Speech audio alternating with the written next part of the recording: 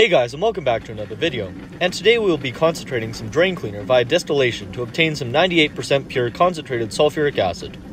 Not all drain cleaners contain sulfuric acid, however, but this brand from Rona, called Super Albert, does contain sulfuric acid, and it says so on the back. You can purchase 1 liter for around $10, so it's pretty cheap. Although this is around 90% concentrated already, there are some impurities in the drain cleaner, so distillation is necessary to clean it up. Sulfuric acid boils at 337 degrees Celsius, so very high temperatures are necessary. In the past I have shown how to make a high temperature hot plate and high temperature heating mantle, so either of these will do the trick. Because of the high boiling point of sulfuric acid, it is necessary to use boiling chips or sand to reduce bumping as the water boils off. Here you can see some acid washed sand in the flask from a previous run. Additionally, only about 200 milliliters of drain cleaner can be distilled at once, as it requires a lot of heat to boil the acid. I'm using this 300 milliliter Erlenmeyer flask, but you could use a similarly sized round bottom flask with a heating mantle if desired. To begin, we can start by adding 200 milliliters of drain cleaner to the flask.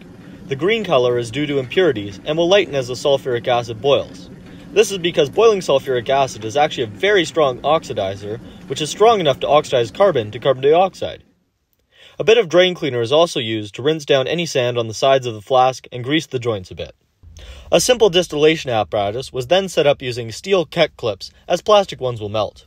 The sulfuric acid has a very high boiling point, so the condenser can be left as an air condenser and does not need any cooling water.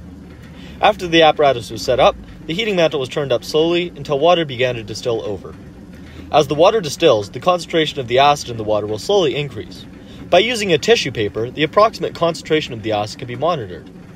When it is mostly water coming over, the distillate will not be able to dissolve paper. However, as concentrated acid comes over, it will. Once the distillate coming over rapidly dissolves paper, the distillate acid concentration is around 98%, so the product can start to be collected. The dilute acid that first came over can be saved for applications that do not require concentrated sulfuric acid. Once most of the liquid in the boiling flask is distilled, the distillation can be stopped.